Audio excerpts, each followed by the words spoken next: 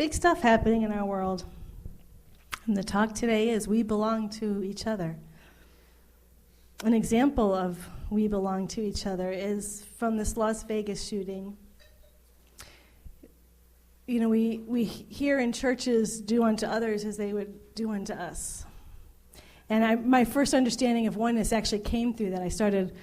I wrote my little manifesto at 21 about the oneness of all life, and I looked at this idea of do unto others as we'd have them do unto us, how they say that in all the world's religions, in some form, in some wording, that underneath there's this understanding that we're all deeply connected.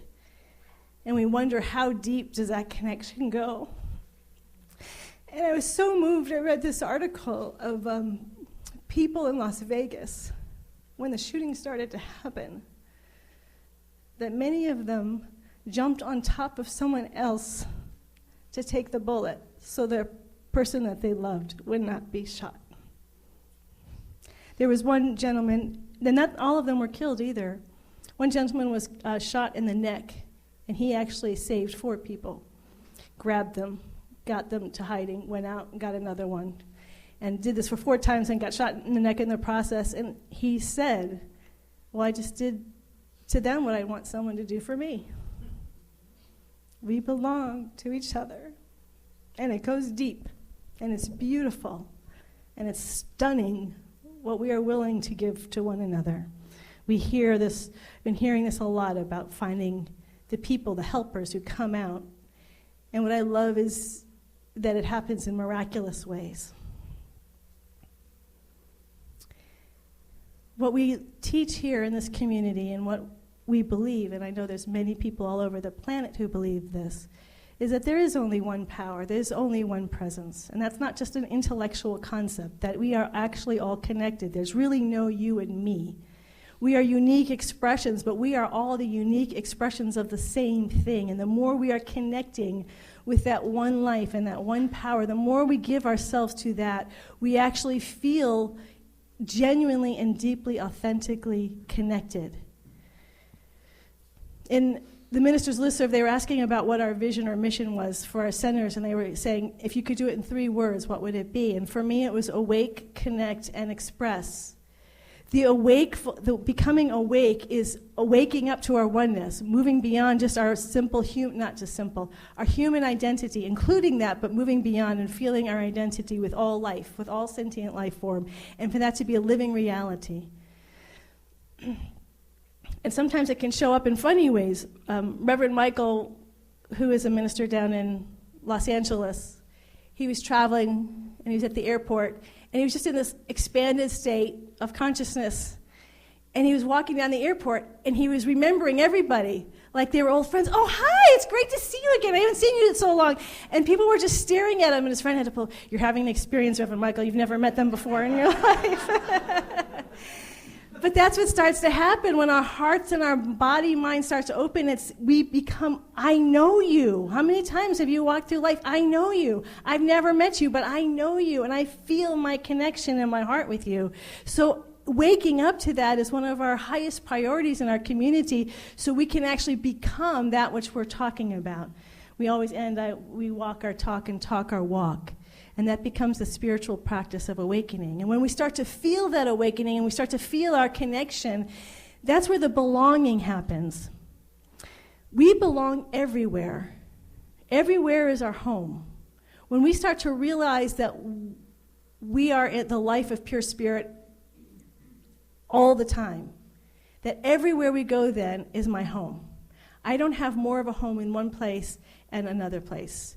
I don't have any more family in one place than another place. We start to feel that belonging everywhere.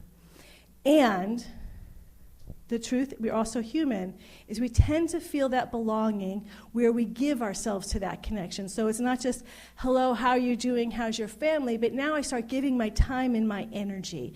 Because then we get into this wonderful human connection where this deep spiritual, vast oceanic presence then gets particularized.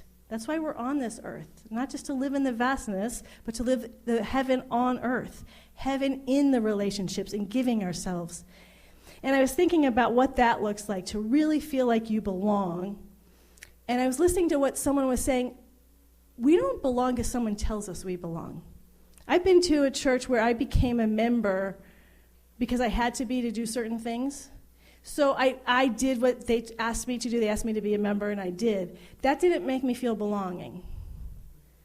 No one else can make me feel belonging. I bring the belonging. When I say I'm here, and I'm here to show up, and I'm here to give of myself, of my heart, of my time, of my energy to you, now I'm going to feel like I belong. I bring the belonging. I am the one who's consciously aware that the divine is my life, and you and I are connected, and I'm going to engage with you. I'm going to engage with you from that awareness that you and I are one. And I was thinking about our board. This community has this incredible board of trustees. So last week when Reverend Mark was here, we did a retreat with him. So that was Friday night, almost all day Saturday till dinner time Saturday. Then the board came back on Sunday for service. I think everyone on the board went to the workshop, so that was over around 3. Then we had a really important meeting that we had to do yesterday. So that was 3 hours yesterday, plus all the preparation. And now, other than Therese, who had a wedding today, all the board are here back this morning. They could have said, we've been doing so much, I need to take a morning off. Here they are. And what I know is that they're doing it out of their love for you. Now, I was going to say, they're doing it for the community, but the community sounds like an abstract concept. But you're not an abstract concept. You're here, you're in the flesh, and that the board is coming because they know the God in you and they love you, and so they're giving their time and their energy and their finances because they care. So I'm so in love with what they've been doing. Can we just have the board members stand and give them love for all the time and energy that they're giving? And past board members too. Jim and Patty, you've given so much too. Yes. And that's what belonging is. You're just giving of each other. That's what community is when I say I belong, I'm going to give because I believe in you, because I love you, because I'm willing to give my time and my attention. And then there's the heartache of it. And I wanted to talk about this part too. I love David Wright's reading today, because if you want to just read someone who just writes beautiful, deep, soulful words, his name is David Wright. He's a poet. This book was actually, he writes little essays on words, but in general he's a poet. And he's got this Irish accent. I think he's Irish. And when he reads them, it's so great. And he repeats verses so you really get it, and you're just like, this is... So his name is Whyte. Because he makes a very deep and profound point, which is when we step into friendship and when we start, we're also stepping into the heartache of it, the challenging, the forgiveness. Treya Wilbur was married to Ken Wilbur, and they were 10 days after they got married, she was diagnosed with breast cancer. And so there's a book called Of Grace and Grit, and it's about her 5-year journey with breast cancer, in which she does make her transition at the end. And she's a very conscious person. They do a ton of spiritual work with a lot of different spiritual masters. She's doing psychological work. She's doing alternative health, Western health. She's doing everything. And the book itself has all her journal entries as she's going through the journey. So I felt like I really got to know her. One of the things that I loved about what she brought, because she was seeing a lot of Eastern teachers, and there's a lot of transcendence. And she said, I do know I am one with all people in all of our perfection, that we are one in our wholeness, and I hold that space. But I also recognize through this cancer that I'm one with everyone through our suffering too. That there's not a human being that I've met on this earth who hasn't felt or experienced suffering on some level. That a lot of times we say we can transcend the suffering, or it's pain but not suffering. And yet I've never talked to anyone who hasn't actually experienced that. And if we don't like the word suffering, we can say we have our weaknesses, our limitations. So the moment we're awake, and then we belong, we commit, we connect with one another, now we're going to start experiencing each other's weaknesses. we're going to start experiencing others' limitations. We might be hurt by people. We might be offended, or we might be the person hurting someone. We might find stuff in ourselves that we don't like. It's usually both and. And so it's easy to retreat and say, I just want to meditate all day, because if I don't have to feel all that human stuff. That's what David White was referring to, that we sometimes use spiritual, unconditional love and to not feel the discomfort of our humanness, of our human limitations. And yet to fully integrate the entire spiritual experience, which I've mentioned before, that when I was a kid listening to the Lord's Prayer, on earth as it is in heaven, it was like this vision of what was possible, of this marriage of heaven and earth, of bringing the divine into our human experience, that we're not just here to transcend. We're not here just to wake up. We're to wake up and integrate it, and it happens in our heart. And in our heart is where the heart breaks and opens. I think most people who've been on the spiritual journey have experienced, or even it's been because of the heartbreaking that you're on a spiritual journey, that it's when our heart rips open because of something suddenly or soft, but it's a breaking open is an actual essential part of the spiritual journey. Reverend Michael, his main practice is mindfulness meditation. And in mindfulness meditation, and he talks about he's more identified with the I am that is witnessing his life as Michael. And that's the place from which he comes. But he also talks about there were several years, it went on for quite some time, where there was just this deep sadness that he kept witnessing. It just kept coming up. And it was just tears, and he would try to figure out where's it coming from, and then he realized it was just this deep sadness. It was his heart breaking open. In Christian mysticism, they actually say that's an essential part of the journey, that if we are going to wake up fully to the divine presence on earth, there's a part of our hearts, we have all these walls, these protections that we put on, and so much a part of it is a tearing away of those walls, of those places that hurt, that protect us. The theme for this month is love as safety, and we're going to go more into that next week about the love as safety aspect. But safety isn't protection. And that's where we need to start. And what happens is often spiritual masters and teachers will intentionally go towards that heartbreaking, but human beings, we tend to avoid it. And so sometimes these crises, I'm not saying I'm glad that they happen. I am not. I would like to do things to prevent them when we can. And they do happen. There was, as he was saying, there's a helplessness. I was struck by that. We choose to be in relationship. We choose to connect knowing that it's going to open our heart. That becomes our preference. I was just listening to this wonderful it's a little YouTube of a guy who's been single most of his life, single most of his life up to his 35, and felt the sadness of that. So when he found the woman of his dreams, and he knew this was her, and he had to wait for 3 years for her, and when it happened, and he just said that he's a beautiful writer, and he was just talking about the joy, just how grateful he was, because he knew what it was to be on the other side. But at the same time, I think it's why David White's reading captured me today. He said, at the same time, I recognize that I have a little bit more fear now, because I care about someone as deeply as they're a part of me, and I can't inhabit both bodies. I can't be in her body and protect her. But I'm more worried now than I'm not just. When we care, we become more vulnerable.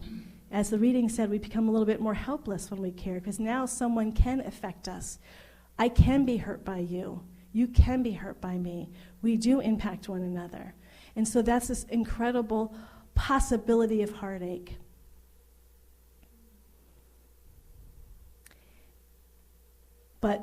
And when we continue to stay open to the divine, when we continue to allow the light of God to pour through that heartache, that's when we start to fully express ourselves. When we give ourselves in those crisis moments, when we give of ourselves, we become fully expressed when we're awake and connecting and giving. They found something interesting, and I think it goes right along with our principle. As I've been with what's happening, one of the very first principles that I learned when I was in this teaching is that there's only one power and one presence, and because there's only one power and one presence, there's nothing against us. I was reading Joel Goldsmith, and he just hounds this idea that we really still believe in two powers. We say there's only one power, but we really do believe in two powers. We really do believe that there's another power and it's against us. So as I was immersed in that reading, it shifted me like everything is for me. Everything happening is for me. For the highest good. God is always for itself. It does not have this power that is trying to destroy you. That power is not real. It is, you might experience it, that's the heartache. But on the other side of the heartache is this incredible oceanic love beyond anything we could ever humanly imagine. The Christian mystics over and over, as they go through this heart-wrenching, releasing all the sadness, on the other side of it, oh my gosh, this world is so beautiful. Everyone I see is so beautiful. The plants are so beautiful. It opens us up to a miraculous new world. But we don't see that unless the heart breaks open. What's interesting, there was just this article in the New York Times, and I'm going to try to find it so I can post it on the Facebook page, because it was a great article. What they are finding, psychologists, we know about post-traumatic stress syndrome, and that's a real thing. And I'm grateful we have found it, and people are getting help for that. And there's something else they're discovering. And because it's a new term, I don't remember it, but it's post-crisis strength or something like that. What they are discovering is that people who go through these crises are discovering an incredible inner strength, that their lives start to change because of it, because they've stepped out and they said, you know what, not only did I survive it, I stepped out and helped other people. I did things that I couldn't even imagine. That the human tendency is towards complacency. The human tendency is towards comfort and security. We think that's what's being safe. And actually it's being pushed out of that comfort. We discover things within ourselves that we did not know was there. It is of the spirit starts to move through us. And I was thinking about, and they're finding this even with the hurricane victims, people coming out more resilient, stronger, more alive, saying this moment matters, people matter, relationships matter. I'm not going to just take anything for granted. One of the most alive people I met is Frank Marrero. I was at Oakland Center for Spiritual Living, and someone suggested, oh, here's this guy. The guy who even introduced me, I barely knew. So this is like someone very tangentially. I said I needed help with the youth program. He worked with youth. He said, I have information. I can help you. I was running the youth program at the time. He met with me, and he just gave me everything. He was so alive. I mean, he was so loving. He was so present. He's like, and here you can have this. And he was just, and I said, were you born this way? And he said, no. He said, when I was a kid, I was visiting my grandmother in Kansas. And one day, a plane crashed through the roof of her house and into the ceiling, and through the ceiling of our living room. We were all fine, but my life changed for them from that moment on. I said, I knew a plane can crash through the roof at any moment and I could die. I am going to enjoy every single moment. I'm going to put as much juice into every moment as I possibly can, because I know I could go like this, and I'm going to give everything. And I said, well, I feel it, just being in your presence is such a gift. You change the world just by showing up fully alive and awake. This is the beauty of recognizing that this presence, this power, transcends every evil thing that we would call evil. Well, it is evil on some level, on the human level. And that's a very real level, because we hurt, and the heartache is real, the pain is real, but underneath we start to discover this incredible life and light that can never be destroyed. That's the spiritual message of every teacher, mystic, and I'm sure all of you have experienced this on some level. When you've gone through some sort of heartache, when you've gone through some big transition, your heart's open, and you've discovered more of who you really are. Your heart's a little bit more open, you're a little bit more alive, you're more fully expressed than you were before that happened. Awake, connect, and express. We belong to each other. None of this happens if we don't allow ourselves to be impacted by one another. This transformation, this awakening, this opening does not happen if we do not feel how deeply and profoundly everyone's lives matter. Every person in this room matter. We belong to each other. I belong to you, you belong to me, you belong to each other. We listen, we answer those. When we hear, ask, we do what we can to serve. And when we need to ask, we allow ourselves to receive. We belong to each other. So my invitation this week is just to be continually, gloriously yourselves, do the work to continue to wake up so this is more real than the chairs on which we're sitting, this presence, this power, this oneness, to know that everything is working for our highest good all of the time, that we do not believe the stories of the conditions of the human, of the earthly world, that we believe the world of the divine presence is always for us. We stand in that, we move in that, we find the depths of our being, we allow ourselves to cry and allow the heartache to be felt, and we go even deeper, and we give from an even deeper, more powerful light and love. That's what we're all being called to do at this time, with an earthquake in Mexico, a hurricane in Texas, a hurricane in Florida, a hurricane in Puerto Rico, a shooting in Las Vegas. We are asked more than ever to go into the depths of our being, to allow ourselves to feel the tears, and to know that we know that the light of the truth is in, through, and as all of us, and we are working in alignment with that, and we discover a love beyond our wildest human imagination. That's why we're here. Let us pray.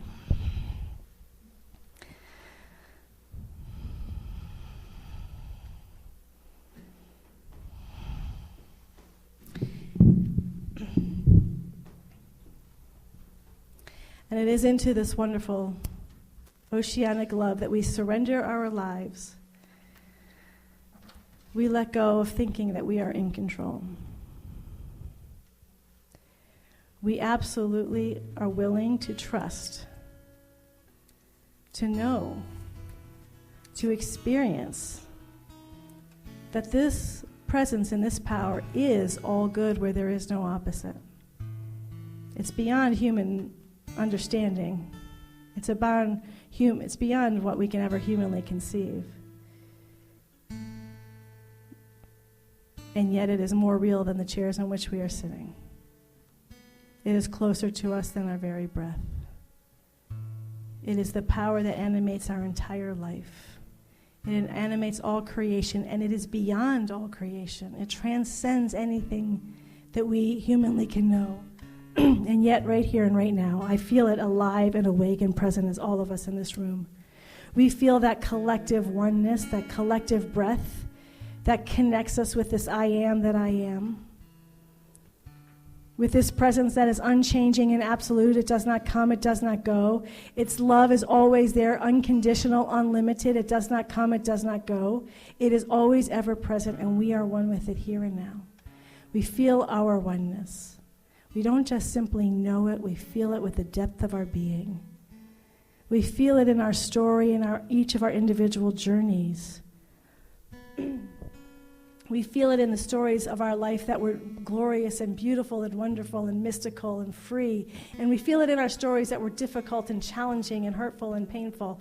We allow ourselves to give ourselves to it, no matter what the human condition or circumstance, whether we deem it good or bad. We give ourselves to this one power and this one presence, this love that is all that there is. It is the true transcendence. It is the true life force of our heart, of our body, of our mind, and of our story. And as we know this about our own story, we know this about every story with whom we come in contact. Love is the author. Love is the creator. Love is the fulfillment of all of our stories. Love conquers all. And that is why we are here. Every single one of us is essential to stand in this awareness and this truth and this power that love conquers all. That love is the author, love is the fulfillment, love is our heart and our body and our story and all of our stories here and now. And we do not waver. We allow our hearts to break in tears. We do not deny those incredibly painful feelings, because that's essential to know love at its deepest core. That even in those tears is that love. Even in the heartache is that love. And we are an example of that love. That love that knows no walls, that knows no separation, that knows no conditions, that does not demand anything from the external life to be love. Love is itself no matter what, and that's who we are. And it is in, through, and as this love we bless all those people in our lives who may be walking through pain and who feel separation, who do not feel this love, who feel a separation, who feel apart from that love, who feel the suffering, whose voices, who have no voices, who feel like they do not have a voice in this world. Love is responding even now through our collective consciousness in this room. It is here responding to all those prayers that are being spoken out into the world love is answering those prayers even now. And we hold our beautiful community member, Catherine Day, as we bless Dwayne Day's brother, Stephen, as he has made his transition to the other side of the veil. That love is his source, that he is being enveloped by beings of light. He is healing. He is revealing more light than he's ever known before and continuing on in this wonderful adventure of discovery and opening and awakening. And we hold the family, Dwayne and Catherine, and all those who love Stephen in comfort and peace and tenderness as they release his physical form, as they have said goodbye to a beloved friend, brother, family member. We are all in this together. Love, being love, love, answering love. And in this and as this, I just say thank you, God.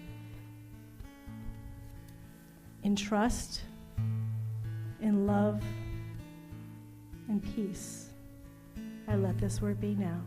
And I invite us all to say together, and so it is. Amen. And so it is, and so it is, and so it is. Amen.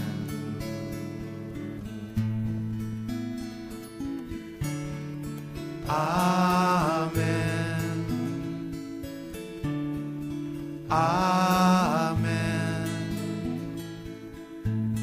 And so